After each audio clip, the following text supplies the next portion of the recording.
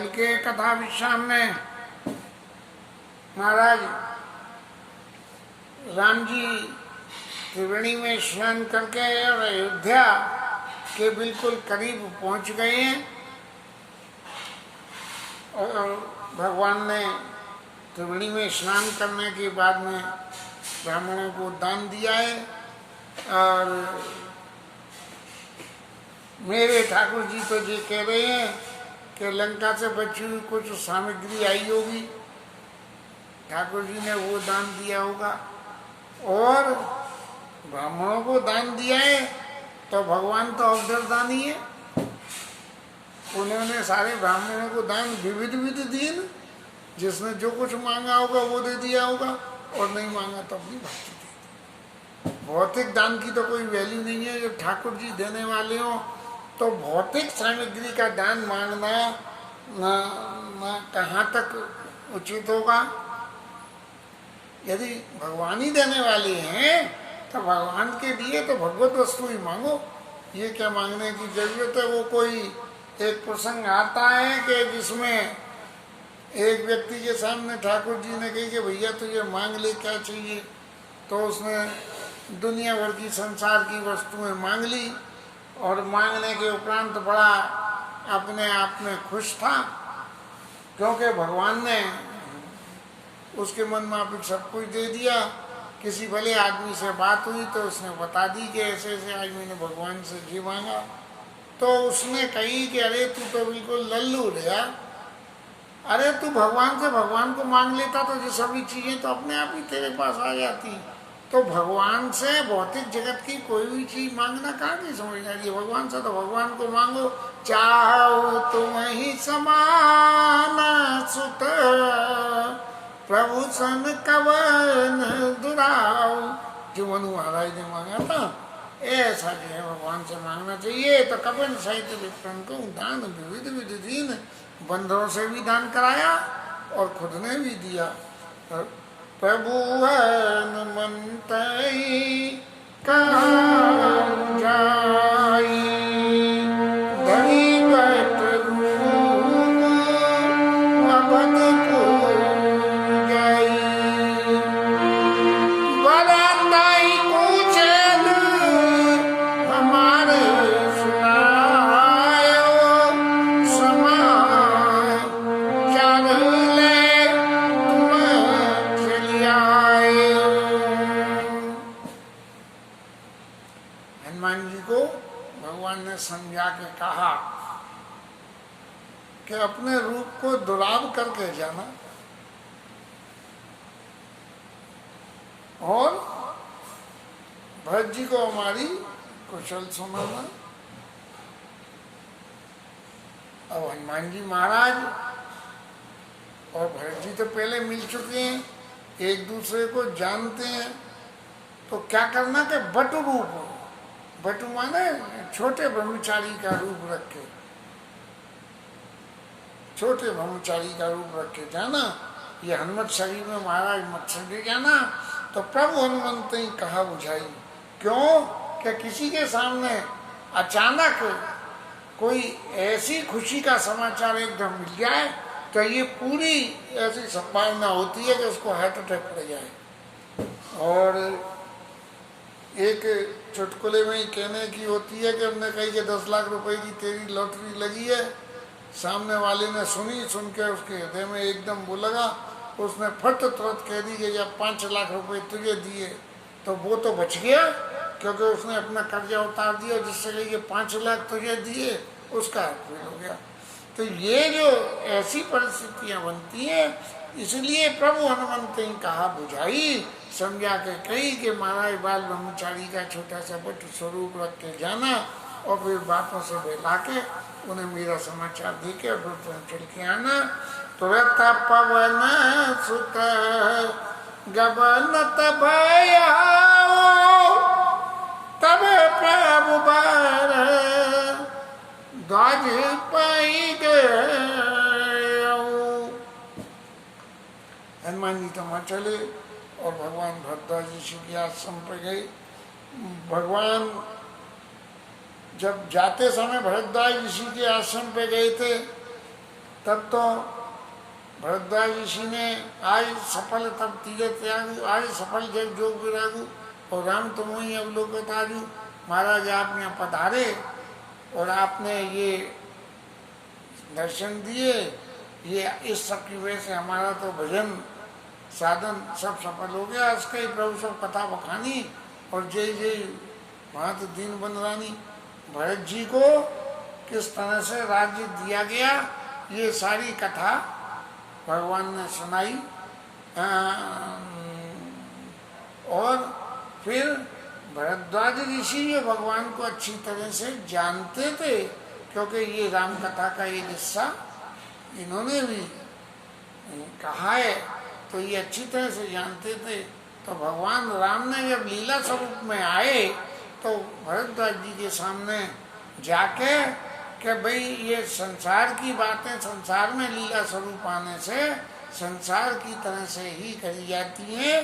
तो उन्होंने भरद्वाज जी से कहा, तात बचन पूर्णिमा तुहिता। पिताजी के तो दिए हुए वचन और माता जी का हित है, स्वार्थ है उनका अपना। और भाई भरत असरा, और भरत जैसा भाई जो मुझे प्राणों के समान प्रिय है वो राजा बनने आए। मौका दरस तुम्हार प्रभु, सब मम पुण्य प्रभाव। ओ महाराज मुझे आपका दर्शन मिले, ये सब मेरे पुण्य का प्रभाव है।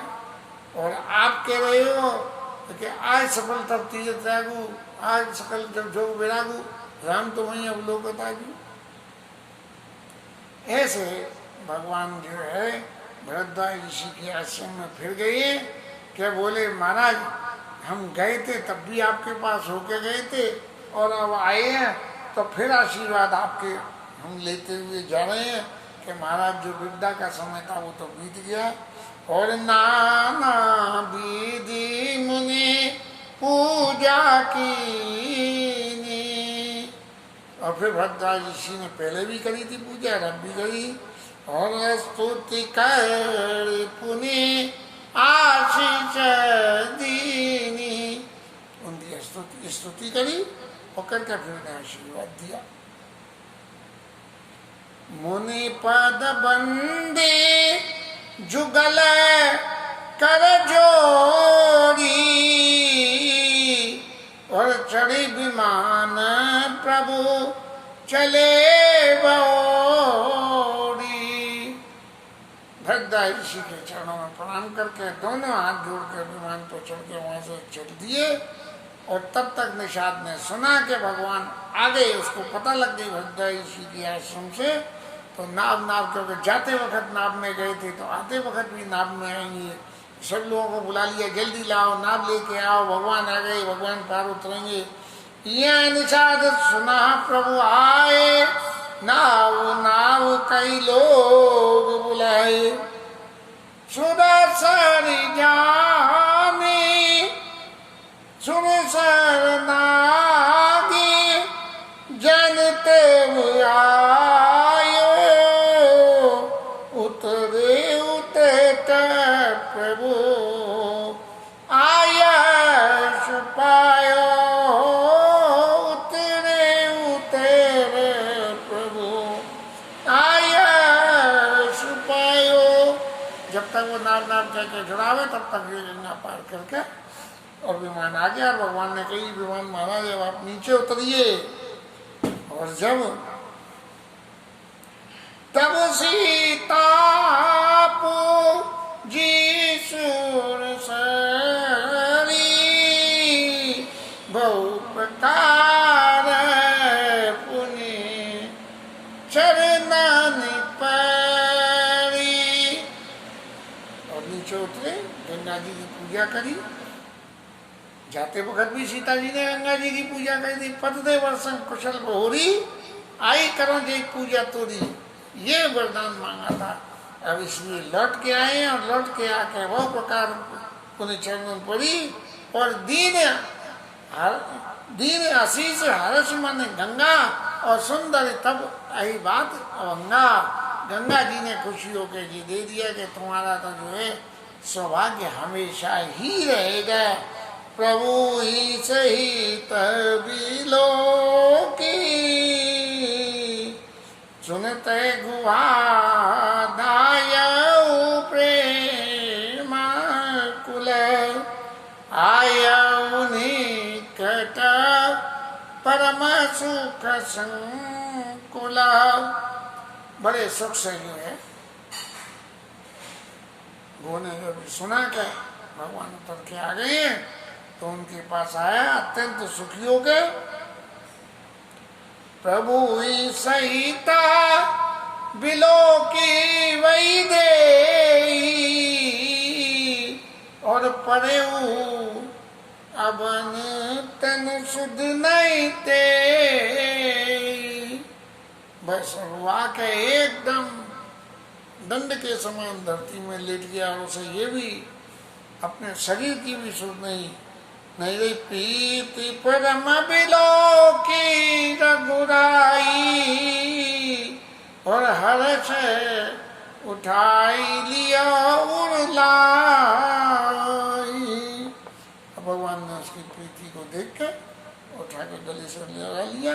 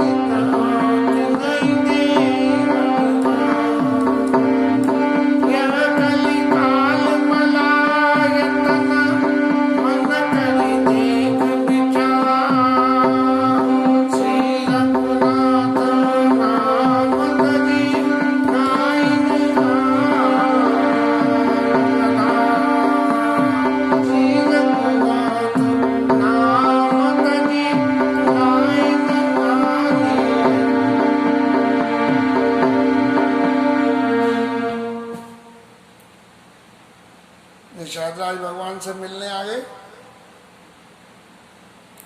गंगा जी की पूजा कर ली और निषाद राज को केवट मिले और निषाद राज मिले, जाति में भी मिले थे, आति में भी मिले और उनको भगवान ने हृदय से लगा लिया और बहुत अपने आप को सौभाग्यशाली मान के निषाद राज कहने लगे कि मैं बड़ा भाग्यशाली हूँ।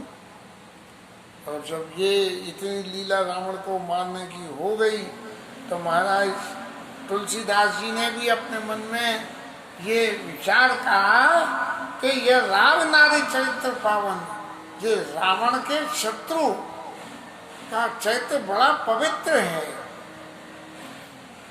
राम पद रति पद सदा, हमेशा भगवान के चरणों में ये जो चरित्र है ये देगा आपको।